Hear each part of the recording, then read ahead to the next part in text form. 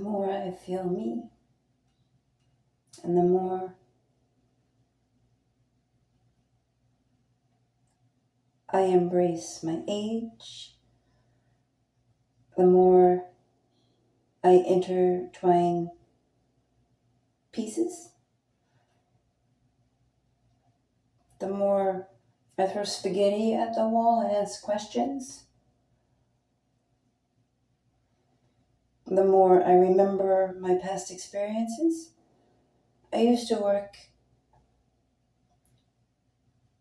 as a buyer. I started in this company as a clerk. And I learned and I progressed my growth and expedited processes and streamlined and eliminated procrastination and was able to just get things just going. And I used to call it, in my mind, you know those sticks that have spinning plates on them? I used to call them holding up my spinning plates and being able to manage all this stuff. And it was just seamless for me when I figured out how.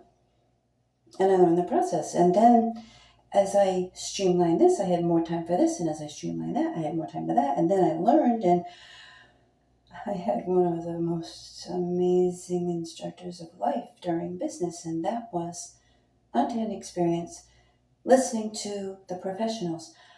My managers were my best teachers. One of my favorite managers on earth, his name is George. Oh my goodness, he couldn't have ever divulged the most amazing of secrets for me. Kiss, kiss, kiss, kiss. Keep it simple. They say stupid. I say keep it simple, spaghetti. How's that sound? Or keep it simple, silly. I regress back to my 5-year-old mind, and the ideas I'm coming out with are outstanding. As soon as I started saying those words, I am world peace, I started coming up with ideas on what can we do to achieve world peace? And I'm incrementally stepping, and my books talk about this whole process. It's like a process mapping thing. I was broken. I was on record player. Repeat, repeat, repeat, repeat. Say more, say more, say more. Everybody knows what that feels like. Come on, I don't need to describe it. Programmed. I was subliminally advertised. I'm sitting there watching TV, eating bonbons. I'm not trying to make fun of it. I'm just saying I did it. And I don't shame myself for that anymore. We all do it. Well, not all of us. Us that did it, we all do it. When I say all in that context, I'm talking about only those of us that did it or are doing it. We don't need to shame, blame, or guilt ourselves over it. I write about all this stuff, and when I release all of that from me, and then I release all the blame, shame, and guilt I push against, ooh, why are you doing that? It's your choice. It's not my choice to judge it. I have gone both sides, so that's why I can see multiple perspectives. Some people call that two-faced, and I'm like, I don't understand that, because there are really no sides. There's a whole circle to the whole story, always. My whole circle says I'm going back to this mind here and here, that makes sense. I started as a little teeny sperm inside my daddy, which inside him it was really big, but regardless. And then there was this egg, and I was like, I want that egg, and there's millions of me, and I'm going to get that egg. And I got in, and I broke that bubble, and I got that egg. Whoa, what a triumphant experience that was. I found a home and an egg, and you know what that home is doing for me? Holy cow. I went from that little to home. And that, my dears, is what women provide for humanity. A home. This is my home. This is what that egg provided for me. And I was squeezed out of another home into my home, and as teeny. I was like, I think I could be held in 2 hands, but I'm not sure. I don't remember my weight, nor my time. But someone might know that. But it's teeny. And and somebody said, wow. And I was like,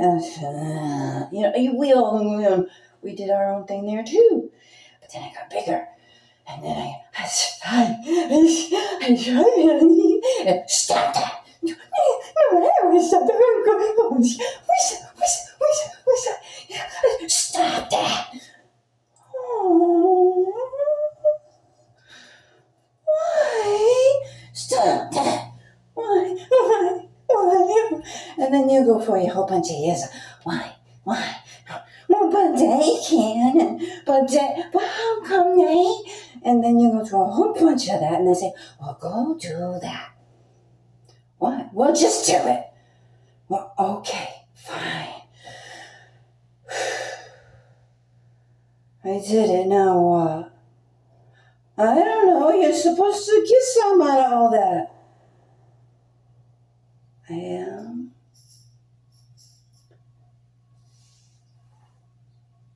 Oh, I am. I did. Look what I got. I was topped out at, I don't even know, I stopped weighing myself at 286 pounds.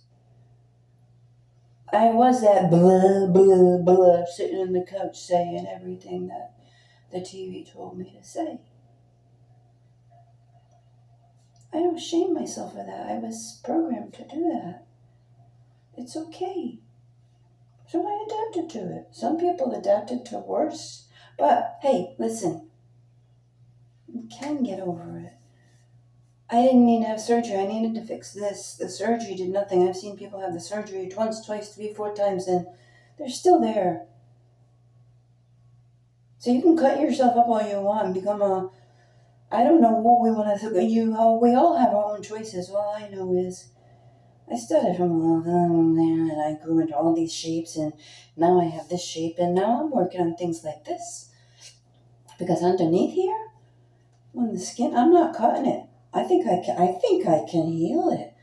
Let me figure it out. Look, underneath it, I am strong. I figure out how to, these things called muscles, which help, the muscles help my bones stay more in a straight line without getting out of the way. And when I pay attention while I'm doing my muscles, I don't fall, I don't break nothing, I haven't broken nothing. I got these cells inside me that I learned is called a gene mutation, and we've all mutated some way, somehow, and I got no scars. Look at my skin. I have been cut. I have been bruised. I have had injuries. I got no scars. I haven't used anything. I'm not saying nothing, but I got it in my genes. You don't. I'm not saying it's funny. I'm saying God gave me the gift, not you. Oh, shit. What tone am I supposed to use? I can't be snarky. If I'm snarky, I'm like, what is that?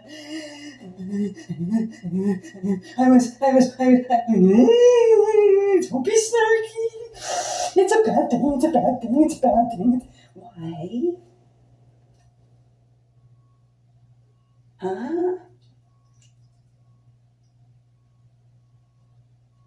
I don't understand that. What is snarky? Why?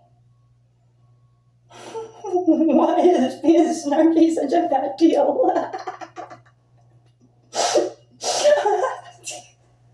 What is that? Release.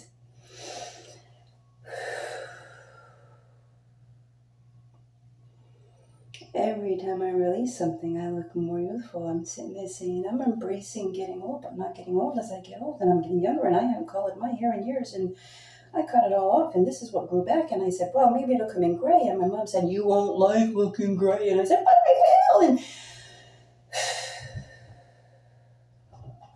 I don't know if I will or I won't. I can't tell. It's not happening yet. I might not. If I don't, I'll color it. What's the big deal? Okay. I've had quite a productive morning. Apparently our Mother Earth is like us because it started as a little And then somebody said it spontaneously came, but maybe it didn't. Maybe it was a seed that went into an egg, and maybe it grows like us, but we just don't know it, nor do we care, because we threw our 5-year-old silly brains away for this structure. Is it working? Is it working? War. Is it working? War. Has it worked? How about, what is this we call it? Decrease the surplus population. Let's minimize the number of babies we're having. But what if? Oh, what a grand, profound idea. What if we're building another layer on Earth, and our layer is supposed to energize the future layers and promote and what if we could all come together and promote the most vitally rich layer that this Earth has ever seen? And when I think of that, I'm like, oh, wait a minute, there's a rainbow and there's colors, and what's on the other? Oh, colors. What color did she start at? What's the next color? We're blue now. What comes after blue? We're blue, right? Where Earth is pretty much blue. I'm following this 5-year-old path of evolution. I feel like I'm onto something. And I'm not saying, hey, I'm 5, who'll go lock her up in an insane asylum, because I take care of myself, obviously. I checked myself in when I became homeless so I could save myself some rent. I mean, well, he said, come up with all these clever ideas. So I was like, I'll do this. And I called the health insurance company. I said, can I do this? I'm homeless. I don't want to be on the street. Please, please, please. And they said, yes, check yourself into an insane asylum. I did. For a whole month, they gave me a private room, and I was asked over and over and over again, what are you here for? And he said, I needed safety from the elements out there. I don't want to put my head in the snow. I'll die. And oh, makes good sense. But then there's one doctor. He wasn't even a doctor. He was a nurse practitioner, which is not a bad deal because I love nurse practitioners. They're usually more open-minded. Said to me, you know I don't believe you. Because he had never heard of a gene-mutated person before, so of course he couldn't believe me as he let me walk out of that hospital with a prescription, which I knew I wasn't going to take. I was going to look up all the side effects now that I'm on the outside, and the very, very, very first, not even side effect, serious side effect for the medicine I walked out with was visual impairment. Are you fucking kidding me? How many of you have visual impairment? Have you looked at your precautions? What are you doing? I don't take medicine that's going to take more than a week to heal me. If it's going to take forever, it's not a medicine. It's an addiction. That's all I gotta say. I'm sorry. I love me. I take care of me. I know me. I know what I got. I know what I feel. I know how I feel. I know to meditate. I know to think. I know to breathe. Breathing can clear any mindset back to homeostasis, which is love. And pure love is all we really need. Pure love for ourselves, not seeking it from anybody else.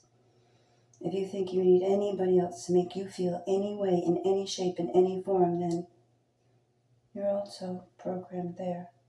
We just need to do it for ourselves.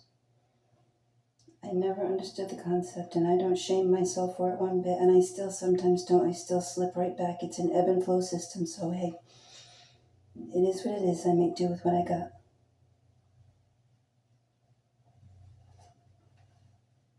I love me.